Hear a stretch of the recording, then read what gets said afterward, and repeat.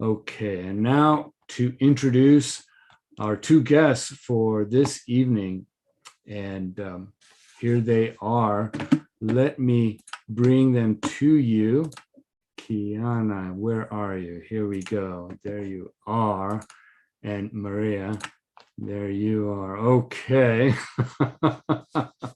So tonight, Keana Aguila Labra, they, them, she, her, is a Cebuana Tagalog Filipinx poet and writer in diaspora residing on stolen Ohlone Tamyen land. She works to provide a safe literary space for underserved and underrepresented communities as the editor-in-chief of the literary magazine Marías at Sampaguitas and the co-founder of the BIPOC LGBTQIA plus focused publishing press, Sampaguita Press. Outside of MAS and SamPress, she is the interview lead for the Walang Hiya Project, an arts collective centering Filipinxaos of marginalized genders and LGBTQ plus folks. She is also a fellow of the Kearny Street Interdisciplinary Writers Lab cohort of Summer 21, and currently a Barangay Tanod intern with the Bayanihan Center in San Francisco. Thank you, Keana Aguila Labra, for joining us tonight. And she will also add some extra details here about Maria Bolaños, who will follow her. She, they is a Filipina-American poet, co-editor-in-chief for Marías at Sampaguitas Literary Magazine, and co-founder of the San Jose-based indie publisher Sampaguita Press. Born in Manila, Philippines, Maria immigrated to the United States in childhood and studied English literature, media studies, and creative writing at UC Berkeley. She currently works for Sampaguita Press remotely from unceded Tongva land, also known as Los Angeles. Maria's first poetry book, Sana, was published this year, April 22, by Sampaguita Press, and is currently available through Bookshop, Barnes & Noble, and Amazon, as well as select, you see it there, you see it there. Go ahead, unmute yourselves. What the heck? I mean, yeah, as well as select independent bookstores. More of their work can be found on Instagram at Maria B. Writes. I'll put this all in the chat now to you, Kiana and Maria. There we go. I'm going to get off here. Take it away, Kiana. Thank you, Rob. Yes, sorry, I unblurred my background so you can see it again. Please, Bookshop, Barnes & Noble, purchase it now. It's August, so it's the Seeley Challenge, so which is the challenge to read one poetry book every day. So poets, there's no excuse now. You must purchase a copy. Thank you. But yes, hi everyone. I'm the co-editor-in-chief. That's an old bio. I'm so sorry. Co-editor-in-chief of Marías at Sampaguitas, alongside Madam Maria. And just a little bit of background of Sampaguita Press. We had this idea of, it wasn't even really an idea to start it at first. We were kind of complaining as earth signs about how, you know, Virgos and Capricorns always complaining about how white publishing still is. I think with the, you know, big houses, the authors are still 10% BIPOC authors, with 90% still being white. And I don't even know the statistics for indie poetry publishing, but I'm sure it mirrors it. And we were just talking about how white it was and where we could find our space where our work could be honored without having to explain our experiences. And of course, being the leader, go-getter, Madam Maria, they were the one who said, why don't we just do it? We're talking about it. Why don't we just do it? We have some of our staff here as well. We have Acela, one of our editorial directors. We have Dina, one of our editorial directors, and our advisory board here too. Dina is also a Sampaguita Press author. So we have a couple titles to our name now, one being Sana and the other being Handspun Rosaries, that was just released this summer. Yes. And we also have an upcoming author here as well, Christiane Aldana. So if you want to stick around too for the open mic and hear their work, their book is coming out with SamPress in 2023. But with the help of our community and, with our spunky, hardworking staff, we kicked it off November 2021, and we're here, and we hope to stay here and share more works with you. So before I start reading my work, I want to show Mana Maria's book again.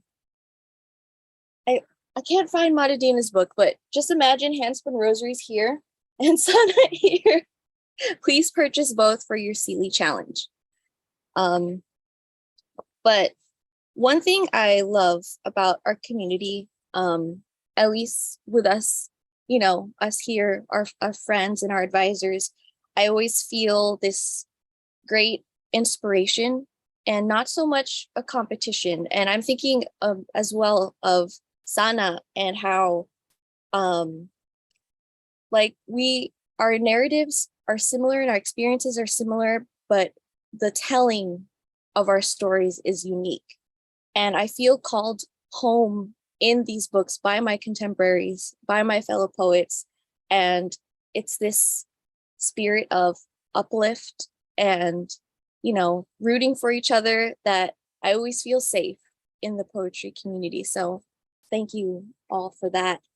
And I want to start with this poem that was inspired actually by Manang Janice Lobo Sapigao, who wrote this book that held me when my grandfather passed away. And I wrote this poem following that collection as she explored learning Ilocano and, learning her family's history and her heritage. And this poem is titled, Bisaya is My Found Language. My lolo is nestled here, the proof of the cliche smirking with my breath's exhale. During his 40 days, I know he wore white atop a ship of clouds, smiling at my Lolan sister.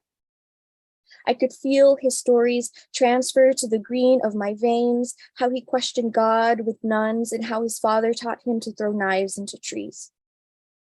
These stories collapse into memories with the rolling brown of hills traveling toward the sunset on 680 North past Tracy, when all I could think of was time and whittling it down to the distance between my body and bed, using it now to measure a body that was grandfathered and now grandfatherless.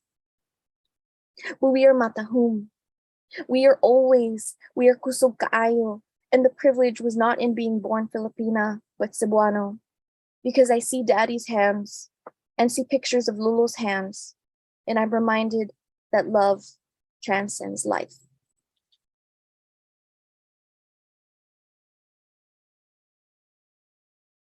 And on that same vein, I think a lot of the poets that I love write about the things that I want to write about too, where we write about our family and loss and, the immigration of our families and, our conversations with ourselves about religion. And I think I find comfort in those as well, even though the poem itself is sad. Once I write it and I let it go, it now becomes a part of the community, the space that we share, where we're not alone in our grieving, where we have these similar experiences. And through our writing, we can say, okay, this is how it happened for me. I see how it happened for you. And I'm here holding you across the page. And I think that really is the reason why I stick to poetry and I am a poet. So this one is about my Lola Kaja, who's my Lola's mom. And I had the privilege of knowing her when I know that a lot of folks don't get to meet, their grandparents. So this is for my great grandmother. Malusog na mga bulaklak. My favorite dress was a deep purple, one I would wear as I played among the rocks and dirt. I wave and shriek at butterflies while Lola tilts her watering can toward the roses. The wind carries my laughter through a straw hat and the 2 perfect braids my uncle tied for me earlier. At one point, we were 9 in a 1-story, 5 to a single room, with me and the whole world on my red mini foam pull-out couch with green and yellow airplanes. Before I knew it'd be the last time, you smiled, you with no English and I with no Cebuano, still able to share Tootsie Rolls and kangkong.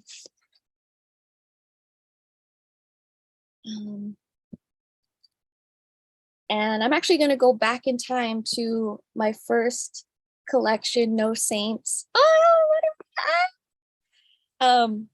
And actually, Manghud Noreen Ocampo, who is also on staff with us, mentioned this, and I think about this all the time, where her worry when her book came out was that she felt that she wasn't the writer that she was when she was writing this, and she was now a new writer, but the book was still freshly, was about to be published. And I think at first that scared me, oh my gosh, you're right. When I wrote it, the writing this was not the same person. I was not the same person when No Saints eventually came out. But now I think of it as kind of a way to meet myself where I was and who I was at that time, and knowing that that person is still inside me. And, we get to see the growth too, and how our writing changes or stays the same. And this poem is called Where Are You Really From? And it's my ode to Milpitas.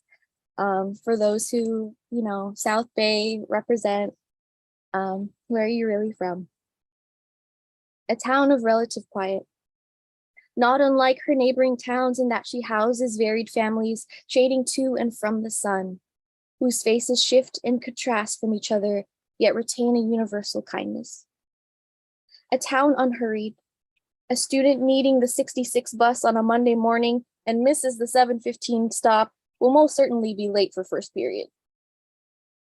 A town of soft lulls, activity steady, yet never stirring its water over the pot, gentle hands upward should a passerby step in front of an oncoming car. Runners taking every step as if it were their last. A town of peace. Silent streets surrounded by full houses, brimming with dogs, children, tired couples. The train whistles for all of them. And that's actually a true story. I almost got hit by a car. My best friend at the time saved me. Thank you, Jose, for saving my life. And this next poem is When Time Passes in Front of My Person.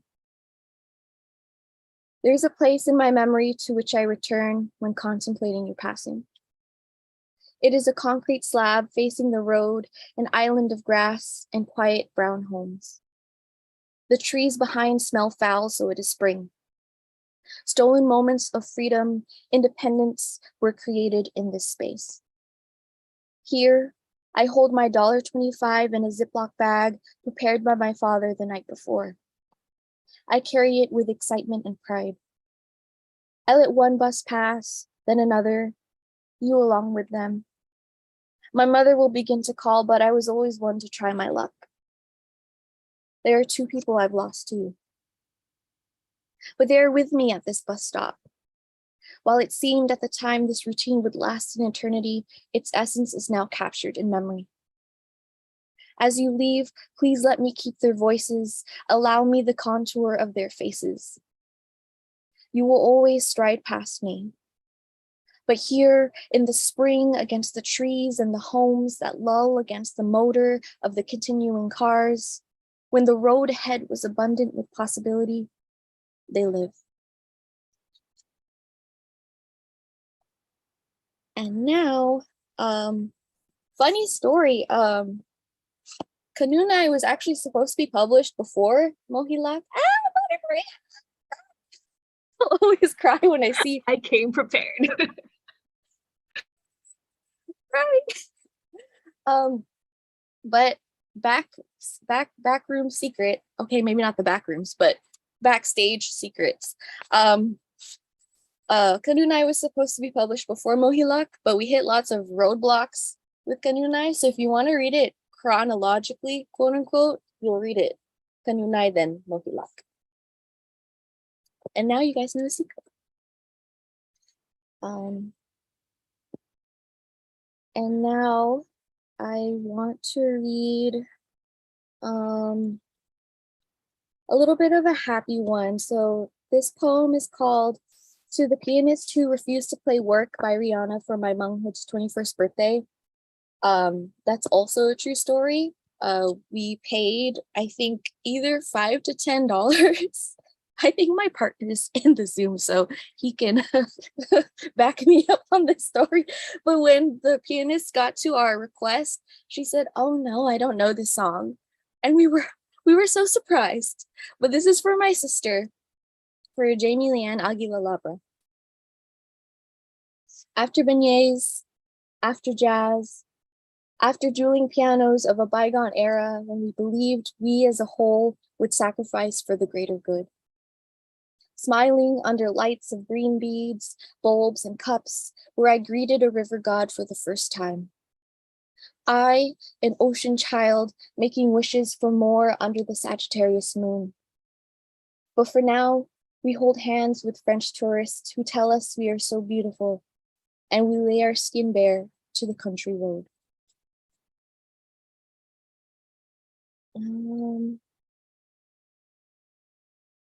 A lot of family stuff. I will read now a piece about my mom. And I always find that I write more about my mom than my dad. But I think that's because that's a relationship I've been fighting for my whole life. And there are things that I've sought from that relationship that I'm trying to come to terms with still to this day, that that I can't expect from her, like my inner child, like wanting certain things because she's my mother, but realizing that she's a person outside of the role mother, and just reconciling those things. And this poem is actually untitled, but it's about her dish, paksiw na lechon. Paksiw is not solely the name of the food. It is a technique. To paksiw is to cook and simmer in vinegar. There is a paksiw for every nanay, tita, ate, and lola who ever cooked. For my nai, it is paksiw na lechon. She grazes knives together, second nature, second daughter. Imagine her, sleepless and irritated as my grandparents wake her and her siblings for the rush after simbang gabi. Eyelids closed and mind elsewhere. Fingers rolling embutido. Tradition creates muscle memory. And so my mother takes out her frustration on these knives, the anak ni mga magkakarne, Baby and Eddie of Baby and Eddie's meat shop in Tondo. This is probably why my mother hardly cooks. Trauma seeping its way into acts we thought necessary. But on rare occasions, she wields her knives and laughs at the pig's head and feeds us paksiw na lechon. And it's as if I'm transported back in time to my lola and lolo with black hair, taut skin, and smiles. I imagine my mother smiling too, paksiw poking out between pearly teeth.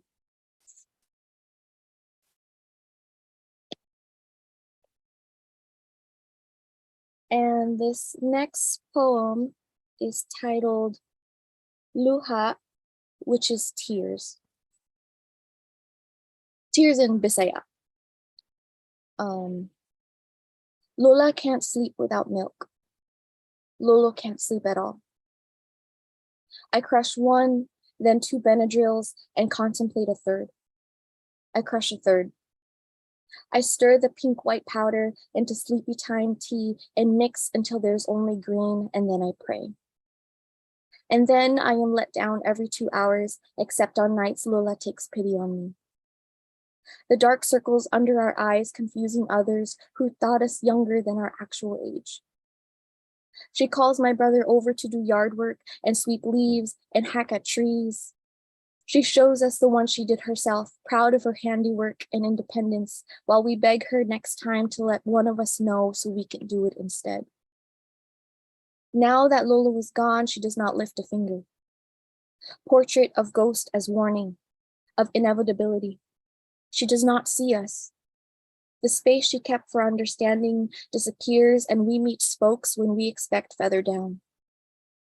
I leave in my own tea leaves until it becomes dark and murky because I envision an entirely different future. One where I am defined as caretaking in a more severe way. Lola can't sleep without milk, but now I know there will come a day with only memory. And I have a timer, don't worry, I'm keeping track of my time, but I actually wanted to pivot. I had a different poem to follow that, but now I'm changing my mind because poetry also helps me be angry. It allows me the anger that I don't feel safe to share in family spaces, and with the poetry community, I get to feel held for my anger and be told that my anger is okay. So this is actually untitled because I wrote this poem while driving. So it took all of my brain power to keep it in my head so I could write it down as soon as I parked. And I'm so sorry for anyone who I was behind because I was, please let me go, while I was driving really fast. Okay. It's 2020 and a regular weeknight. I'm lucky because I found parking. The day earlier was spent getting pissed on, getting yelled at, and falling behind. This is the truth they refuse to see because they need something from me. Someone always needs something from me. This parking spot is a mercy. It is the universe's gift. Here in my car, I listen to the Story So Far's live concert album. I do this because I don't know my Lola will die next year, so I need to unwind. Because I do it so many times, I loathe the drive from Milpitas to San Jose. I loathe the people who've never cared for their grandparents even more. The people who don't know what it's like. My placements revoke my innocence. As eldest, as Libra Mercury, as Scorpio rising, I am the scale, I am balance, I am listener, so I am made to carry. Being a daughter is synonym to conduit, a series of sacrifices. I bow my head and do what is asked of me. Being a granddaughter is tremor, is control. My entire will is to endure. But right now, it's 2020, a regular weeknight. And after my favorite song, I walk home. I come home to my purple room. I come home and my Lulu is only 10 miles away. I come home and he is alive.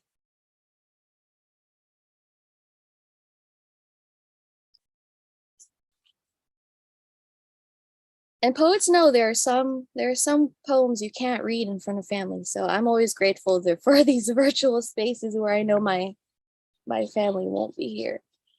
But we'll make it a little bit lighter, but still about family. And in my bio, I always put now that I'm Cebuana Tagalog, and I really, really always try to emphasize being Cebuana because and I don't entirely blame the Filipino diaspora because we're just trying to hold on to each other here in the States or wherever we are. But there's such a Tagalog supremacy, and the titas you meet at Seafood City or Manila Oriental Market, they mean well, But when they say you don't need to learn Bisaya, just learn Tagalog, it's still an erasure.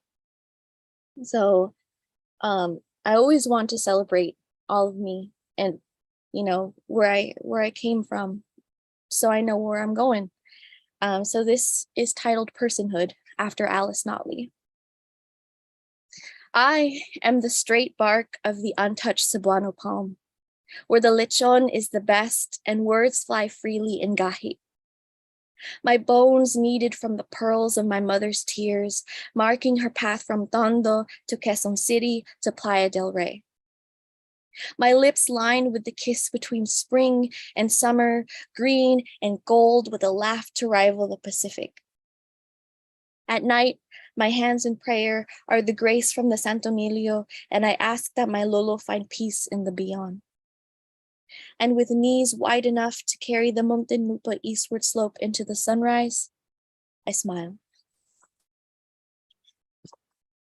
Okay, I will read my last poem now. Thank you all. I haven't been keeping up with the chat, so I'm not ignoring you, I promise.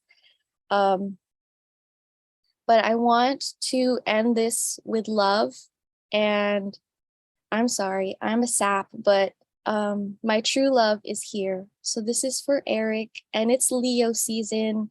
His birthday's coming up, so this is an ode to Leos who love Virgos. For Eric. No one offers forgiveness the way a Leo holds your hands. Fire has a way of soothing calloused rock, despite the rock's grooved and weeping cruelty. This fire is not afraid to press forehead to forehead, stoking a warmth enough to bring tears to stoicity. Fire carries fire when rock cannot. Leos remind rock that life is a blessing in itself. Leo is campfire, Leo is wildfire, and this Leo is the sun.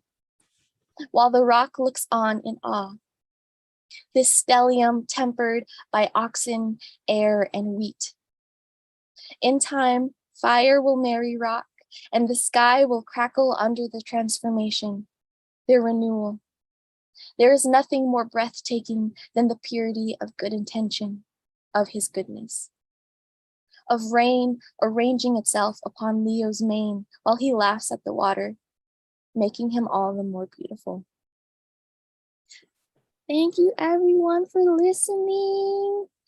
And happy Leo season. I know we have other Leos in the chat too. Happy birthday to y'all as well. But now,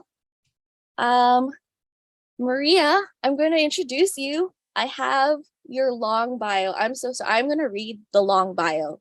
Yes, boss, I am. Okay, Maria Bolaños, pronoun she, they, is a Filipino-American poet, co-editor-in-chief for Marías at Sampaguitas literary magazine, and co-founder of the San Jose-based indie publisher Sampaguita Press. Born in Manila, Philippines, Maria immigrated to the United States in childhood and studied English literature, media studies, and creative writing at UC Berkeley. What? Please come back. Stay in Berkeley. She currently works for Sampaguita Press remotely from unceded Tongvalan, also known as Los Angeles, California.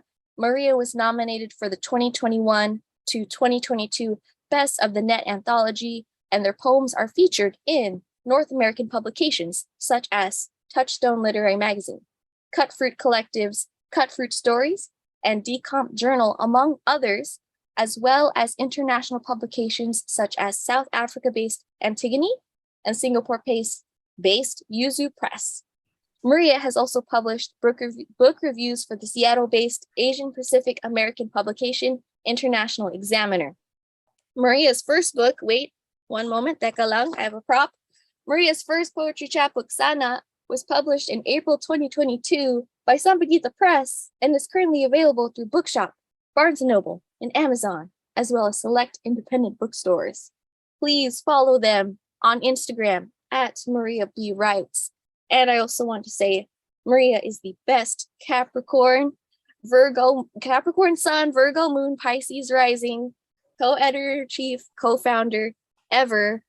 And if Mana Maria is quiet while you're talking, she's judging you and she'll tell me later and we will. But just know, if you have Mother Maria in your corner, you're set for life. You have the best advocate, best friend ever, whose love and compassion and support of the community for everyone else outside of herself is so grand and so big. At least I'm here to remind her, please think of yourself as well. So to my partner in crime, I introduce Mother Maria Bolaños. Woo! What in the world? Thank you for that introduction. Oh my goodness. If ever I need to write some sort of biography for something, I'm coming to you.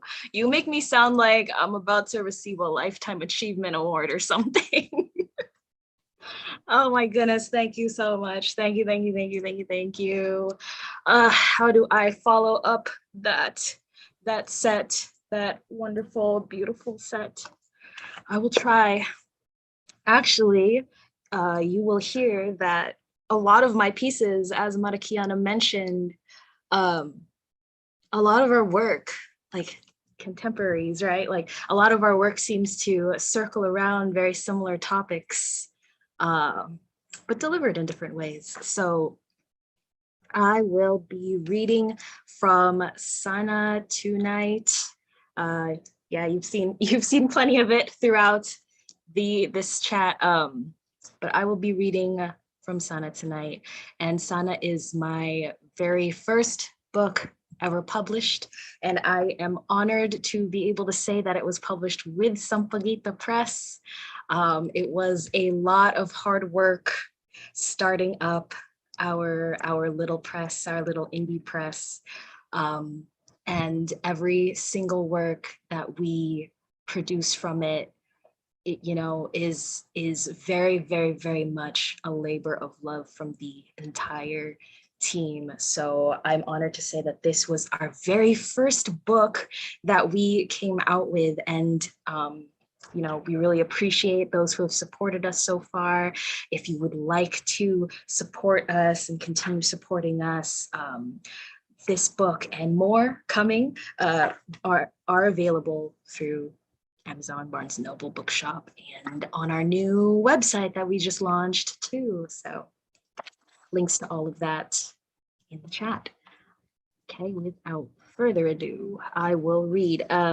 So Sana was written, the entire book was written, I'm gonna say in 2020, and some pieces were written in 2021, but basically this was a pandemic book. This was a book written and produced in the thick of the pandemic. And basically what had happened for me and my experience of it was I was very much missing my family throughout the pandemic.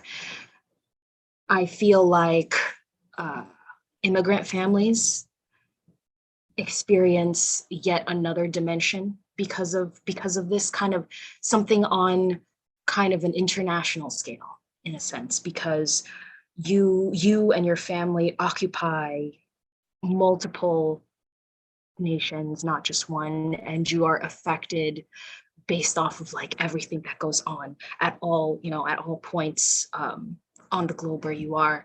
And so I was simultaneously separated from them, and at the same time, everything I experienced seemed to be heightened because I was like super keyed into like all the news. I was like doom scrolling Philippines news all the time, keeping up with like the status of healthcare in the Philippines and things like that, things that, you know, in the normal days, I guess, it didn't come to mind as much, and then all of a sudden it became the most important thing. And so I was really separated from them, and I miss them a lot. And so like in an effort to self-soothe, I guess, I like to say that Sana is my collection of bedtime stories to myself, because a lot of the work in there are kind of like revisionings, reimaginings of stories of my childhood, family stories, Philippine folklore that I was discovering / rediscovering during the pandemic. So basically it was me telling myself myths of selfhood, of family, of culture, and this book came out of it.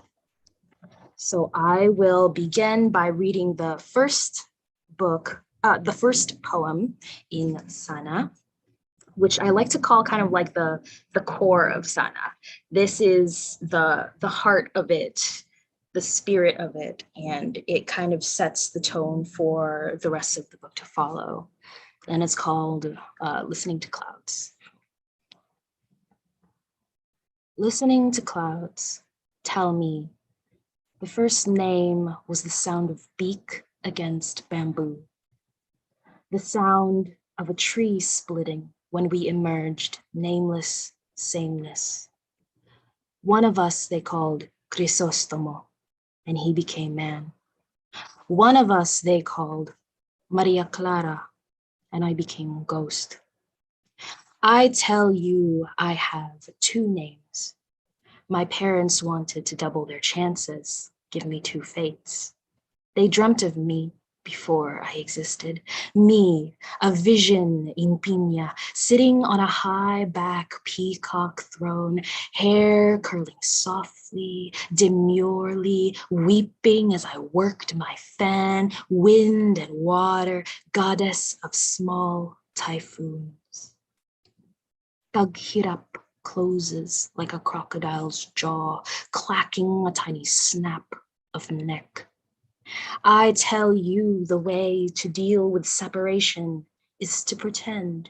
There is nothing tragic about the fact that I can't speak my grandparents' language, have no words for the day dims distant in the playback of my mind. Every memory starts with you had to be there, when I have no way to say this the way that I feel it. I hold the feeling, the small clump of knowledge, an inch of earth on a turtle's back, the gnawing awareness of perhaps this is the piece hardest to let go, that nothing is how I remember. Sarap is a manufactured beehive hum, gold-plated palabok red-ringed in violence.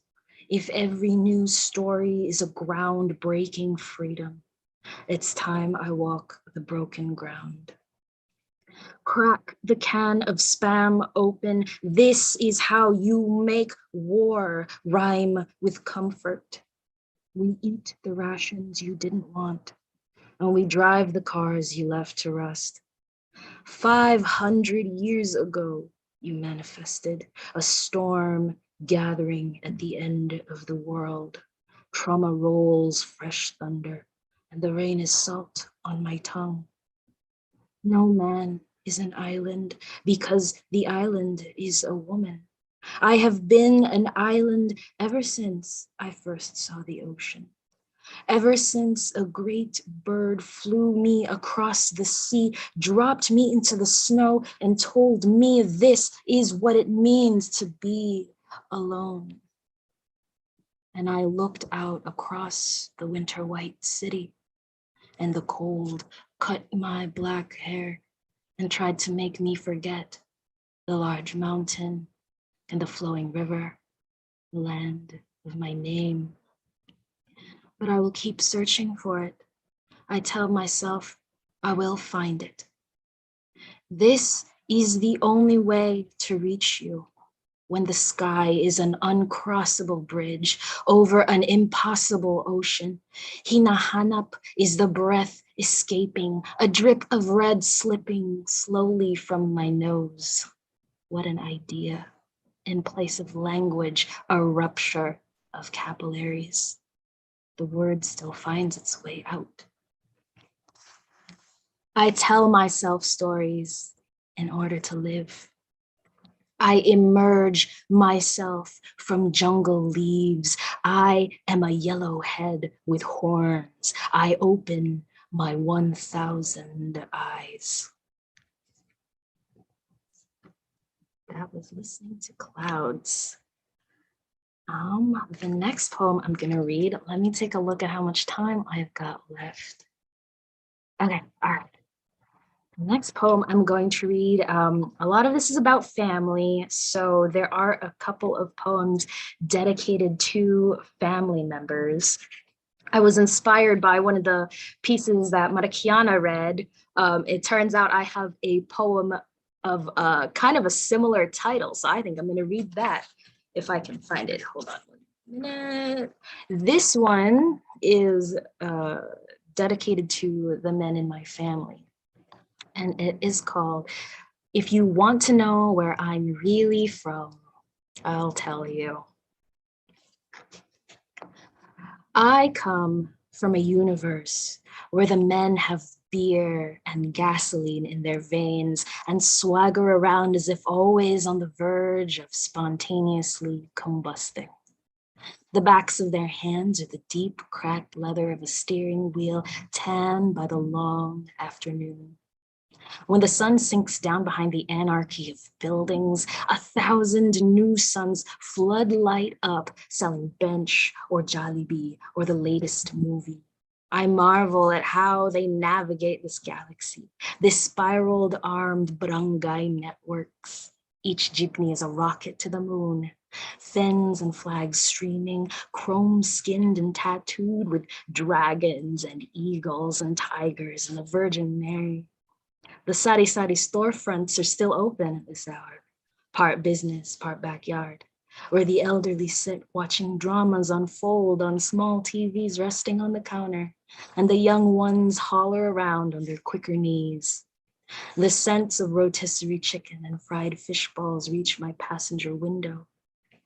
Our rosary hangs on the rear view mirror, beads catching the twinkle off street lamps.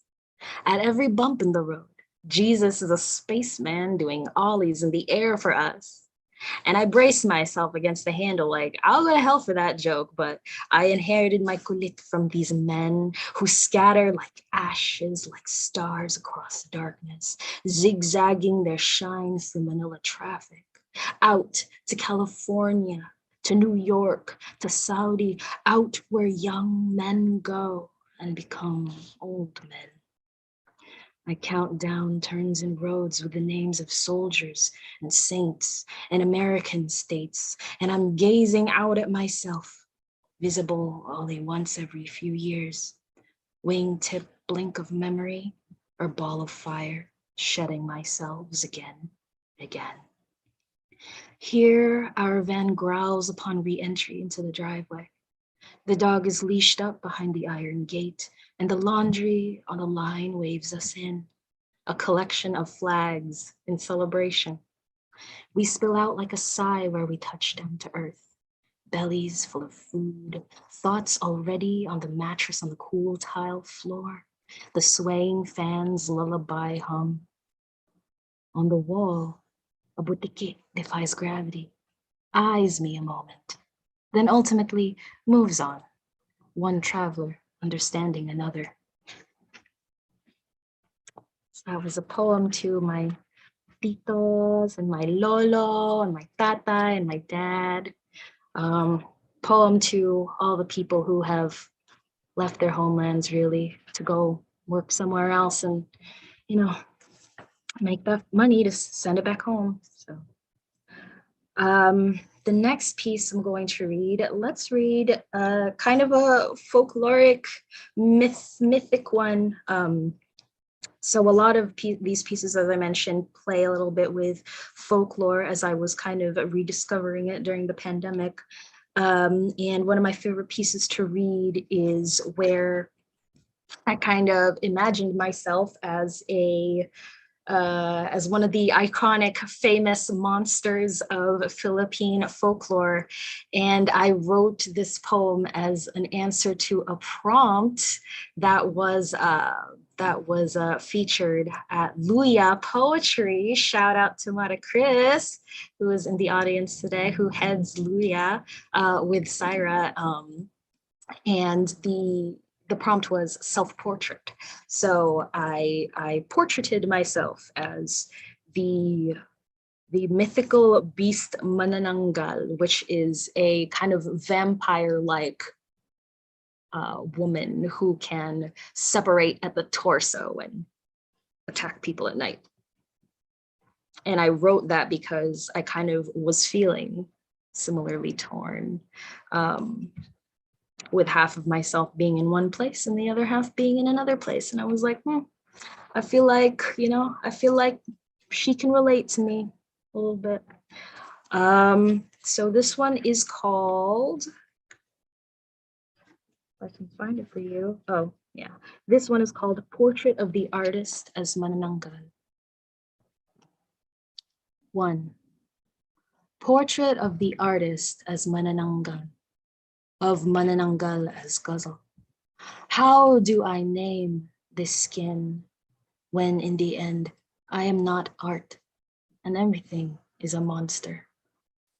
Jackfruit cracked yellow jewels of skin, rotting meat, belly stretched ready for blood.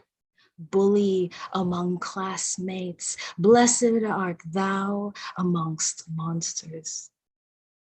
I am a winged child spilled in half, drowning my blood in the work, twisting tongue around pregnant pauses. My hands open the last can of monster. Tonight, the dim ways of kiss, the chiming hands, the rib cage gates of Troy, savage her body to the pale clocks. My tongue's a long scar they mistake for monster. I fly over the rooftops of all the places I came from. My wings rupture the pale moon, casting new shapes over the sleeping heads of conquered monsters. Astride sea gates, the imprisoned mother of exiles, conquering limb and name. Give me your tired, your tempest, your teeming monsters. 2. Portrait of Ghazal as found poem. Portrait of found poem as severed name. Portrait of name as given history. History as blackout, blackout as monster. History is a hideous female, severing intestines, sprouting huge, that the Tagalog separates itself, crushed by sunrise, the west salt and holy. Takot ka ba sa monster? Salt water gulps at my toes, smooths the hard edge of remembering. Fate is crossing water when we die. The land forgets. We are each other's monsters. Where is the dark, rich land we wanted to wander? Subway train lurching, hatred passed through, machinery of memory, a harshness, my monster. Tear me through the middle like paper. Throw my heart to the jungle, my feet to desert. This way I am loved and lost, living like mother's exiled monster. So much in a dress, it was like something living. Years after, you do not know what the address was. It is not a name, not a thing that exists, but some monster. And I think the last piece I will be reading for you tonight is one that I wrote also in answering another prompt. This one in a series begun by Manang Janice Lowasapigaw and run by the October Honorary Poets Laureate, Kiana, and Pare Lorenz Dumuk, who is also here in the audience. So I wrote this in response to the no background checks series that happened last year. And it's about community and rallying strong against cultural gatekeeping and artistic gatekeeping. And it's called Ballad of the Trickster. The government had removed all the bodies from the desert, except for the skulls of the giants worn smooth by rain and time. The first ghosts arrived on a pirate ship. It came out of the fog, and when the fog left, it didn't. Then men started singing cowboy songs and mass producing ghost towns. You wouldn't see the ghost towns unless you went looking. At night, the dogs prowl for campfires, sniffing for us. They are afraid when we gather, afraid when we shake hands. The hills conspire with us. We carve codes into the rock faces, trade in songs on the black market, whistle and hum in pitches they can't hear. How to give ourselves love. They are afraid of what we know. Every so often, we see our faces on the news. We are wanted for being unwanted. They chase us. We shapeshift and escape each time. We're spiders. We're foxes with many tails. We're tikbalang, the way we run so far and fast we confound them. We jackrabbit down the dirt roads laughing at them. They call us stranger, outlaw, enemy. They don't know our real names. They can't understand me when I say to them, I am a mountain. I am a wind so wild it flows like freedom. I was born in a volcano. I come from 100 lands. When I say these words, only the ones who have lost something too can understand. We nod to one another. They don't see. They think it is only a myth, and the black market grows. Let the dogs howl. Tonight, the sky covers us, that old crow's wing. Tonight, the stars twinkle their secrets at us. Remember us. We are coming back to you. And we have shifted again. Tonight, we are Sampaguita, pushing up from the skulls of sleeping giants, growing a new planet, shining as bright as the stars. And that is it for me tonight. Thank you so much for listening to that. I hope you've enjoyed it. Woohoo! Oh my God, it's holy water. That was brilliant. Please, folks, how about sharing some applause for Maria and Kiana? Thank you so much. Oh my God. Let's get you. Woo! Yeah. Oh. Thank you for joining us tonight. And save your chat because ordering information is in the chat, and also how to get to Sampaguita Press. And oh, incredible. You have any words for us, Kiana and Maria, as we conclude this segment of the program?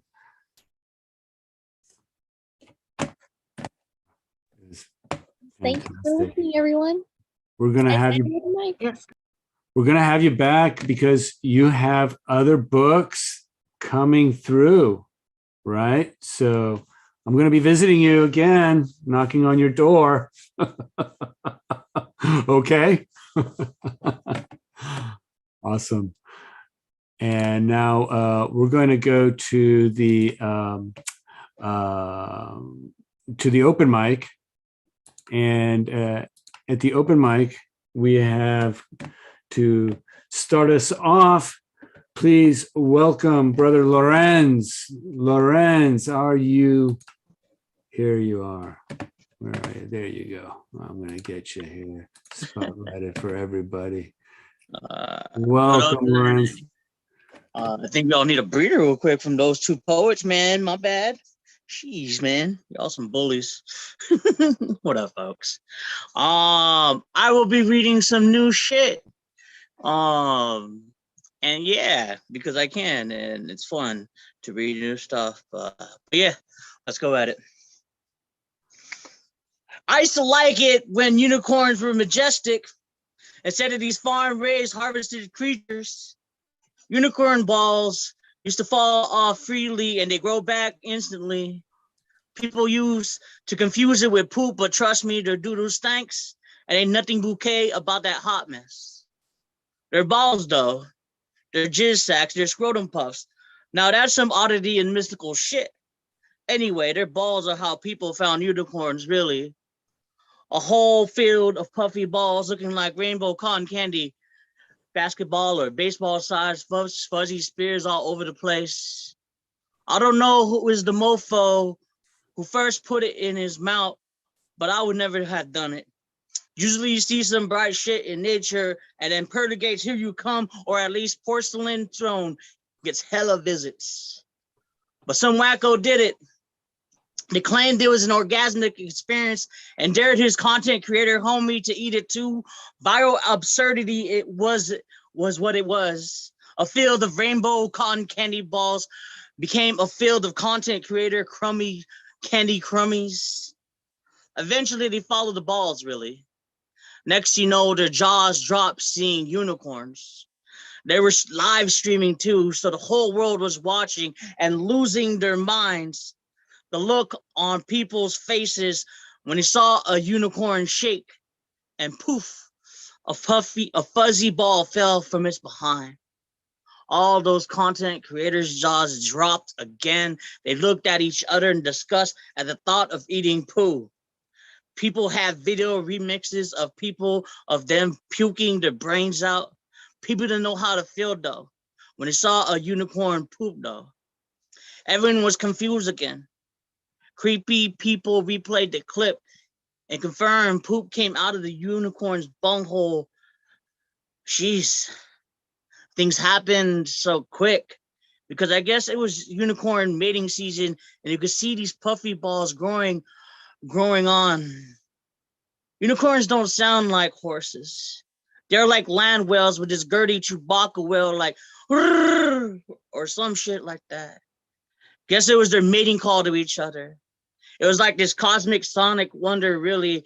So apparently, the bigger the puff, the bigger the chances a unicorn was getting some.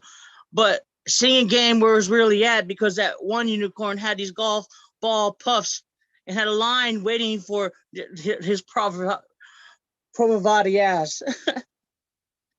Honestly think they unisex or they all freaky, don't care who they get busy with. They happy ass horny animals living their best life, really. Sadly, not so much these days. Man, I would quit this job if I wasn't so damn broke. Fondling unicorn balls until they fall out is just so depressing on both ends.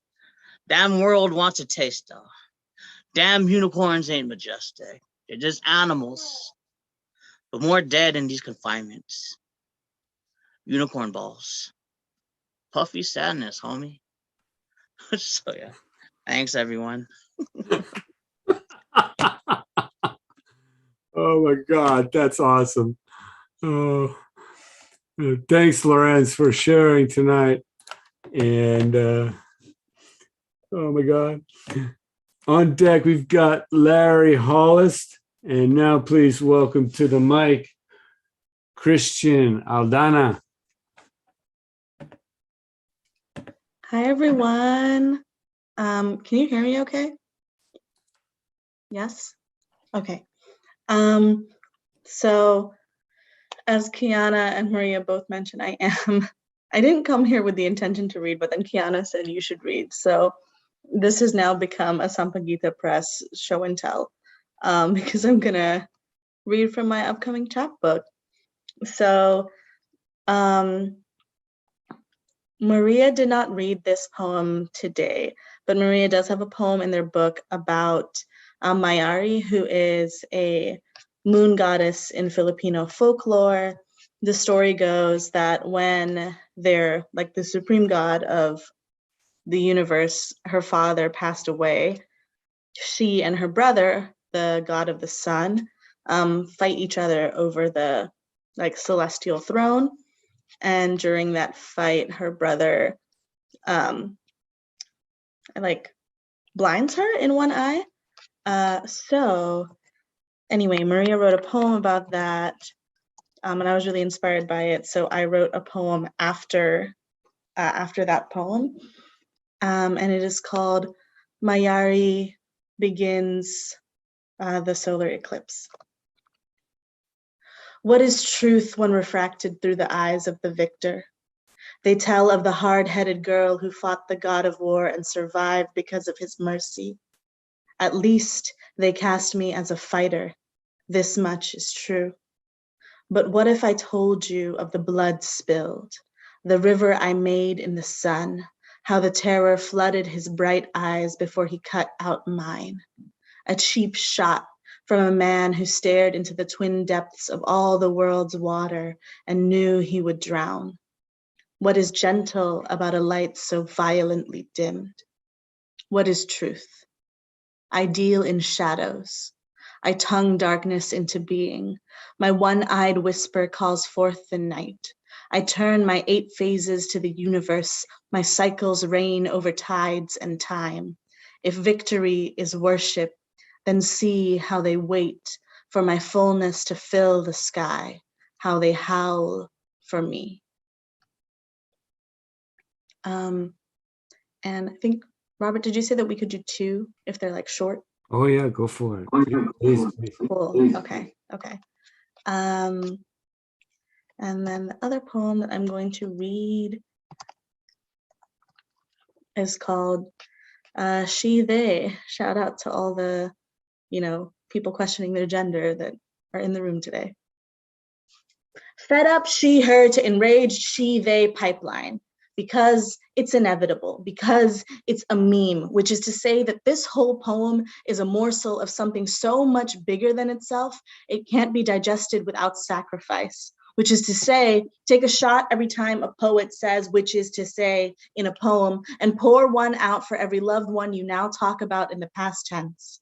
She, they, because grief gives shape to my body like nothing else, soldiers me into a recognizable outline for all my hollow, all my they, she, and her, them, all my unfinished, which is to say that poets are so good at transfiguration. A poem that begins with an internet joke turns into something else entirely, like the girl that lives in my clenched jaw and the grooves in my palms is spiraling beyond comprehension. Because it's inescapable, because it's a one-liner. My pronouns are constantly repressing rage. She, her, clinging to sharp edges. My pronouns are irreparably expansive. They, holding hands in the botanic gardens. So they holding hands in the botanic gardens. They running towards the lake in winter so she'll remember the biting clarity of aliveness in her lungs. They crying on the red line swaddled in her warmest coat. She here against all burdens, they when all the skin is shed, which is to say, this is an offering to a future me. I'm no longer waiting for permission. That's it. Thank you so much. This was a lovely space. Oh, thank you so much. Oh, Christiane, thank you for joining us tonight and for sharing. Now, next up, we have on deck Mary Marcia Castley, but now please welcome Larry Hollis. Larry, come on down. Hey, it's great to be here. Wonderful poetry night. So much poetry about grandmas. I'm gonna do 2 poems. First one is a memory poem I wrote for my grandmother. Gave it to her Mother's Day back before she died. So it's called Grandma's Kitchen Table. Now dinner is done. Grandma talks about when she was young. So we sit at her kitchen table. When I was a lad, I'd go off and play. When I was a lad, I'd go off and play, but now I stay. So we sit at her kitchen table. When I grow gray and old, I'm getting there. I'll tell the people I knew in the tales told as we sat at Grandma's kitchen table. And the second one, excuse me, you're gonna lose me because it's on my phone here. Just wrote it today. It's called A Good Man with a Gun. I heard it say that a good man with a gun can stop a bad man with a gun. I say that is to say nicely, dump truck load of chicken manure. Chicken manure because that's the smelliest type of manure I know. I've watched 20 seasons of Gunsmoke on TV and listened to the radio show 1.5 times. No one will dispute with me that Marshal Matt Dillon was a good man who had a gun, a very fast gun. Yet week after week, episode after episode, someone died before Matt Dillon could stop them. In fact, some weeks the bad man killed someone just to provoke Mr. Dillon into a gunfight. Just imagine the damage done by the madman, if he had an assault rifle instead of a 6-shooter. Thank you. Thank you. Thank you, Larry. Thank you for joining us tonight and sharing. On deck and to close out the evening, unless somebody else wants to join in the open mic, will be Janice Lobo Sapigao. But now please welcome Mary Marcia Casoli. Hi, Mary Marcia. Hi, I'm glad to be here. I was so touched by the poems and the ease of which you are speaking so truly of your family, of your feelings. That's so gorgeous. I want to read a little bit of an old poem because you made me think of it. It is Thailand, but it is also still reaching to you. So it's called Aspects of Clairvoyance, Jackfruit. Oh, pale and lonely, green misshapen moons, larger than a man's head, prickly, bearded. A great many things are going to change. He rises directly from the jackfruit, growing monstrous, true. We use the coal and ore, and they are gone. The trees cannot be replaced within a lifetime. He relies on his enormous trunk, stately branch, or even his surface roots as staff. We shall someday harness the heat that is all about us and no longer depend on coal. Oh, watermelon gourd, guard girded in ancient armor. We may now create heat through electricity generated by water power. Encrusted with lion's mane, monkey puns, sunk in deep forest monastery shades. We tap into the world, everything stored, everything make-believe. We shall improve on the method as chemistry advances. And that's all I'm going to share for tonight. But thank you so much. Thank you, Mary Marcia. Thank you. Now we have some additions to the program. On deck, Dina Clarice. But now please welcome to the mic, Acela Kemper. Acela, come on down. Let me see. Hi, everybody. Hello. Hi. Can everyone hear me? Yeah. Awesome. Thank you so much for this open mic. I'll read a couple of poems. I'll read a short one and a little long one, if that's all right. So the first one I'll be reading is called An Ode to My Femininity. And quick context to this poem, I actually wrote this for a writing challenge that I do every February. And this is one of the pieces. An ode to my femininity. Whispers from friends when they saw Girls' Generation flaunting their pink overalls while singing G sweetly. But even when they snapped their fingers, appearing in ballroom gowns and diamond crowns while chanting they bring the boys out, my friends roll their eyes. Too girly. Out of fear of losing my friends, pink used to be my worst enemy. Every girl who wore light pink lip gloss and glitter eyeshadow, we mocked them behind our books and binders. This was how they taught me to be different. I thought this was how I should be a woman. Until I donned myself in pink. Its color blended into my skin. I radiated in its warm shade of coral when I added some blush onto my soft cheeks, then twirled in a hot pink prom dress that I begged Mom to buy. Some people might think I lost my edge, but I felt its shade's power. Tiny confetti rained down against my olive skin as I embraced this shade of pink in me. All right, and I'll read one more poem, and it's kind of a throwback to last year. It's called A Pitch for Rush Hour Reboot, after Donna Smith's Dinosaurs in the Hood. Today, I am rebooting Rush Hour. Yes, the Rush Hour, a buddy cop comedy that is Psych the Movie meets Birds of Prey meets 21 Jump Street. I want a scene where it opens to two friends reuniting, chillin'. There, we meet Gemma Chan as the daughter of a Chinese consul, a hardcore Mariah Carey stan who belts out fantasy at any given time.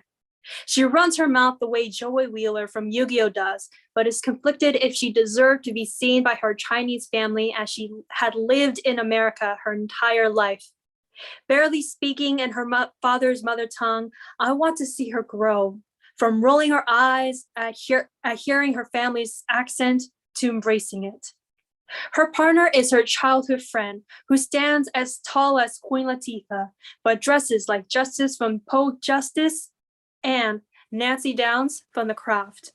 Caught in the world where she wanted to keep her father's legacy and the police force alive, but unsure if she wanted to be like him. Still desired to help her community and the people she loves, I want her to establish her own detective agency, fighting crimes her way, but know that she is not alone.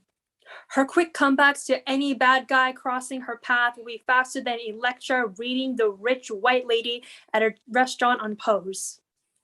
Let this scene hear them laugh. Let this scene where they drink beer and chow down to Chinese takeout at their favorite hangout.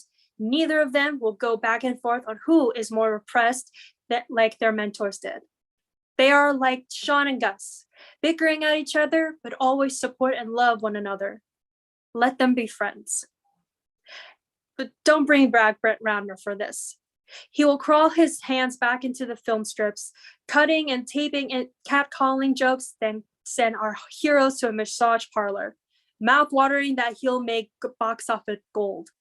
And never have Nikki Caro or Tina Fey, as they'll bring a romanticized versions of us, sporting an ancient Chinese armor, speak nothing but woke words they dug up from Twitter and call it diversity. Won't work, won't cut it. Together, they'll stand up to the corporate system that is their own police force, who try to cover their tracks of case after case of Black lives and Asian hate crimes suddenly lost in files, led by its leader, another British white man. The daughter of Chinese consul's parents tried to convince them to stand down, but Chris Tucker will cheer them on as he marches beside his new generation. This is not an uplifting feminist action film. Our film won't be like a Charlie's Angels disaster, a collage of stock photo images of girls running through the field, arm in arm, smiling as the sun shines down on them, flashing their fists to the camera and say, "We have girl power." No. This will be the film made for little girls like myself, who dreamt of fighting crime, rise up as the hero who has grown into black Nike sneakers of Jackie Chan. Our movie will close to our new favorite duo, riding off as they belt out to fantasy and prepared to do this again. So thank you so much again. Thank you. And hope you'll have a good night. And stay safe, please, because the fire. Bye. We have somebody here, Dina, saying petitioning for Acela to direct Rush Hour 4. Thank you, Acela. That's great. Now let's bring Dina to the program. Hi, everyone. Oh, my camera's on its stealth mode. Oh, no, I just turned it off. Okay. Hi, everyone. Quickly, I just wanted to show you the nachos I made to the sound of amazing poetry tonight. Oh, there's my loaded nachos. That's what I'm talking about. I have 2 poems today. One of them is from my book published by Sampaguita Press.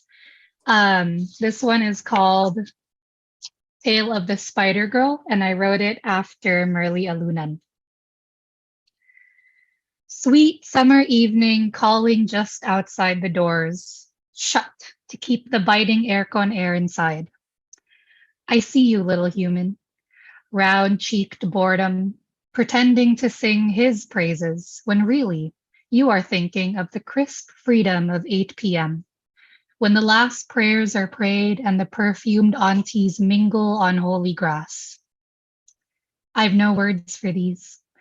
The wandering brown eyes who search wooden beams to escape blessing and song, pinched by stone-faced mothers. I've no fingernails, but ouch, the lacquered talons. It is only your eyes that see me, tiny dot of existence outside of their prayers. But I am here, faithfully, winding down silken thread to sway in him. If only you could climb up and up and up to me, little one, littler than me in more ways than we know. Is your God also the God of spiders? And my brothers and sisters, squashed in the slippers and brooms of those who confess gossip and gambling, but never of our demise. Are we promised the dusty corners of your paradise? Sweet humans, harmonies in lipsticked and mustachioed mouths, I can sit and watch for centuries. And I have, little one, seen eyes like yours lingering in ceilings, spotting my fuzzy body or the twinkle of silver, my own miracle of creation. Keep whispering and eyeing the clock, praying for seconds to grow more limbs. I am eyeing the summer just outside. It's waiting. Thank you. My next poem is a new one that I actually wrote during a Luya challenge for NaPoWriMo. I was having my quarterly existential crisis where I read about the heat death theory and how, according to this theory, all entropy will eventually come to an equilibrium and the universe will no longer create any more energy and everything will just cease to work. This is called Don't Tell the Universe to Calm Down. Since the beginning of all of us, we have been expanding. Entropy and the fire radiating from our pores, hungry for the after in the cold. Restless and angry and never sitting down means we are alive. Stretch marks on shoulders as fingers never cease to grasp at the stars. Out of not knowing any better, we are time travelers and in denial, illustrating our dreams on dying fiery gods, light dancing in our eyes from thousands of years before the words existed. We rip flesh and cartilage to become larger, and because hunger, our brand of it, that is, can't be something to be satisfied, but to bow down to. We reinvent our gods that never knew us, dipping wombs into the ocean and hoping to birth more than we can ever promise to nourish. Never mind. We can name more gods each day. They couldn't abandon us after all, if they were reaching towards their own dreams. What is prayer but heat transferring from soul to pressed palms?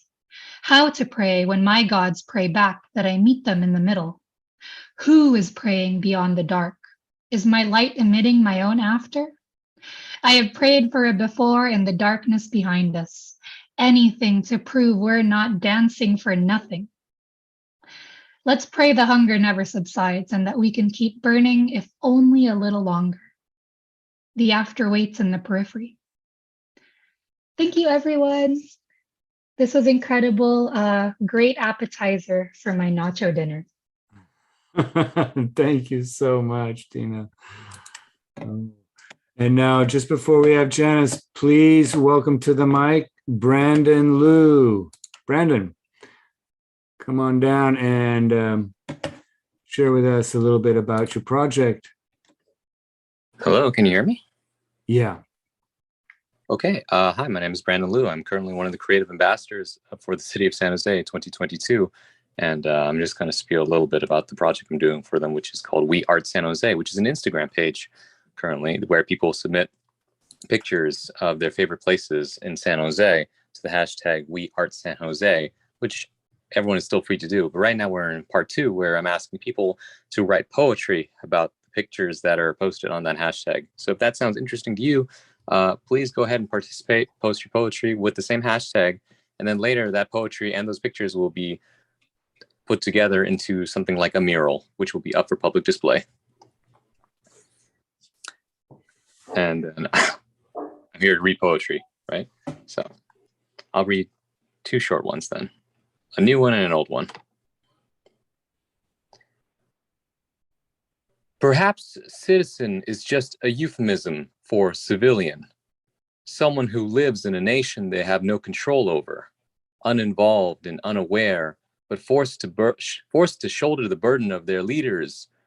We can swear by our ideals, uphold the virtues we extol in life and online. But when the very virtues we live by are trampled on outside our reach, what are we to do but watch? We take for granted that freedom isn't available to everyone. Only superheroes save lives. Only the willful move to action. The reality we create becomes our excuse. When lives are on the line, we stand by because we never practiced anything other than how to handle grief. Everything becomes an afterthought. Postmodern, post-colonial, post-war, post-grief, we post our thoughts online in hopes that others will congregate in tandem. If we shout loud enough together, then surely someone must answer back. And the second poem, I haven't read this one in a while. It's called Borders. The borderline that we hide behind was not always blind to violent crimes back when children's rhymes were louder than these dire times. But how many times can we turn a blind eye to the line that divides homes and families, hearts and family trees? My mind's eye can only see so far, but at least I can see past the color of someone's skin for who they are. If I had a hand for every person disserviced by our border patrol, I'd have enough to tear down the lies we tell ourselves, that we cannot help others, that we are incapable of the human capacity for compassion and friendship. Out there, a child cries without his mother in the dark. Out there, a mother who left her family overseas tries to please strange men for money to send home so her children don't have to starve. In a country where exclusivity is not its namesake, why is it so hard for people to get a green card, to buy a house with a lawn and a backyard? They start you off with the paperwork only to tell you later that your travel visa is outdated. Where is the justice? Where is the help? I'm tired of hearing people speak about victims and those that can't be saved, because they're still out there waiting for the kind of people that can stop hating and open their arms for others. So let's stop with the talk of a new world order. What the world really needs is a country without borders. Thank you. Oh, yeah. Thank you, Brandon. Thank you so much for joining us tonight. And now, please welcome Janice Lobo Sapigao to bring us home. Janice. Hi, Rob. Hi, everyone. Yes, I should come on camera, but I'm like so hungry. I'm going to read one poem. Hi, everyone. Actually, I have some, oh my God, I'm on like the full screen. Okay. Yeah, is that okay? It's okay. I just changed it on my end, but I want to say thank you to Maria and Kiana, who are on my Zoom screen, like sitting right next to me. So I just want to say, like, thank you for this reading. The love was palpable. I'm sure I wrote that in the chat somewhere. And yeah, I just really love the Marías at Sampaguitas community. Just like, I don't know, it's here, you know, it's here. And just like what you all are doing, like, to be real, right? Like what you all are doing with like publishing and being like, we're not going to cater to like what white publishing institutions say we can do, right? Like you all are just like, we're just gonna do it. So I'm just like happy to support and admire from afar. Yeah, this is my hair now. It's very long. Okay. Okay. What else did I want to say? Yeah, I just want to say like the community is so beautiful. It's like a whole garden. Anyway. And then lastly, I just want to say, okay, so I wrote this poem, but it's like a poem that has like been on my mind for a while, kind of like what Kiana described earlier, like you were driving and then you just had to like go and write it. So this is like been brewing for a long time, but anyway, I'm just gonna read it. It's called What a Strange World We Live in, based on this song called Strange World by an MC named Seti X. Oh my god, can you hear me? Like, I'm so nervous. I don't like Zoom. Okay, anyway. But I'm Zoom so much. Okay. I'm reading the chat. I shouldn't read it. Okay, what a strange world we live in. On the dance floor of this community event, a whisper comes my way, asks for my name. I slow blink the length of it, say I came here for the DJ. I clock this man for new, a collar shirt in a crowd of tees. He asks where in the Bay I'm from, what city. Small talk spins out of us. We yell like we both have headphones on. Conversation competes with the speakers, so maybe we are just scratched from the start. Maybe it's just this man who doesn't like to be shushed mid-sentence when the DJ drums up the mix. Maybe it's just the way the work week beats us down that we lose our shit and learn to make excuses for the record collections of small angers we place on the shelves of our shoulders. All this man sees is a turban behind the tables. In my ear, he makes a terrorist out of the DJ. And when I don't laugh, in fact, I rally together all the parts of me that could swing. The red straw in my golden drink stays a wallflower. In another life, my homegirls help me. In this life, I say, yeah, that's not funny. In another life, he daps the DJ, calls him his friend, preaches a brotherhood of brown skin. How many times have I repeated this story wanting the outcome to be different? What I want to be untrue is the too smooth way he leans into me again. He murmurs a fuck you, makes me a bitch, an echo I still replay. Reverb of walking away, a swig, a standstill. In another life, we can become the mad science of a night, not the lifelessness of a party gone sour.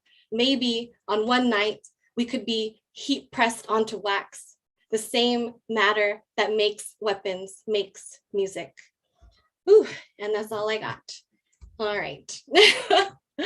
Okay, thank you. This night was beautiful. I'm hungry. I'm gonna go eat. Thank you, Janice. That was great. And now thank you, Maria. And thank you also. Where are you? Oh, there you are. Thank you, Kiana. Thank you for creating community for our place here in San Jose and joining us today as well to share your work. And also want to thank Works San Jose Art and Performance Center. What we all here for. Yeah, exactly. And want to thank all of you for joining us tonight and to share the word. And, save your chat information about Sampaguita Press and how to order. And we'll be back in touch with y'all. Find us on Facebook and website. And next month, we've got the San Jose Poetry Festival. And fill out the survey. Much appreciate your suggestions for future programming and to tell us what we need to do. Let us know. Don't be shy. Okay.